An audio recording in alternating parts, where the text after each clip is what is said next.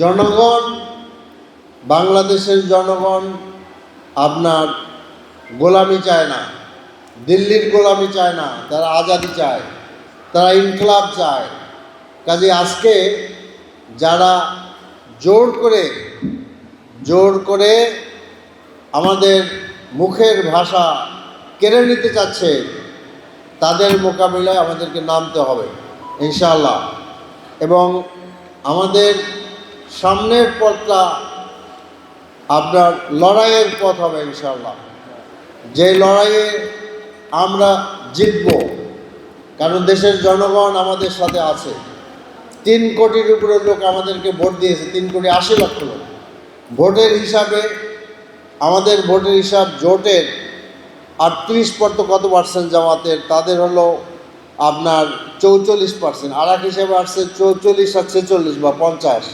তো ভোটের হিসাব কিন্তু টোটাল হিসাবে কম, পার্থক্য খুবই কম।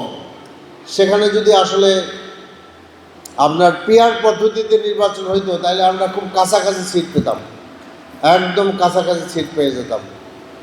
এবং আমরা দেখলাম যে প্রথম অধিবেশনেই জুলাইকে অস্বীকার করা হলো, যে তারা আমাদেরকে যে চিঠি দেওয়া হয়েছে জাতীয় সংসদের শপথ নেওয়ার জন্য, সেই চিঠিতে উল্লেখ করা হয়েছে যে আপনাদেরকে 2টি শপথ নিতে হবে। একটা হলো জাতীয় সংসদের সদস্য হিসাবে শপথ, আর একটা হলো সংবিধান সংশোধনী করার জন্য যে আপনার সংসদ, সেখানে এই চিঠি সকলকে দেওয়া হয়েছে। কিন্তু আমরা দেখলাম যে বিএনপি একটা শপথ নিলেন আর একটা নিলেন না, তার মানে জুলাইকে তারা অস্বীকার করলেন। এরপরে আমরা দেখলাম যে আপনার 21শে ফেব্রুয়ারিতে শহীদ মিনারে দোয়ার অনুষ্ঠান করা হলো। এটা প্রথমবারের মতো, আগে দোয়া অনুষ্ঠান ছিল না। তো সেই জন্য আমরা সরকারকে, তারেক রহমানকে ধন্যবাদ দেই। কিন্তু ওই দোয়া অনুষ্ঠান কাদের নিয়ে করা হবে সেখানে জুলাইয়ের কথা বলা হয়নি, 24শে জুলাইয়ের কথা বলা হয়নি। বলা হয়েছে 71 ইত্যাদি, ঠিক আছে সেগুলা। তো দেখা যাচ্ছে যে সব জায়গার থেকে জুলাইকে বিদায় করার একটি অত্যন্ত সুস্পষ্ট পদক্ষেপ আমরা দেখতে পাচ্ছি। তো কাজেই আমাদেরকে মনে হয় যে জুলাই যোদ্ধাদেরকে, জুলাই আন্দোলনকে বাংলাদেশের ইতিহাস থেকে মুছে ফেলার পদক্ষেপ নেওয়া হচ্ছে। এবং এ কথা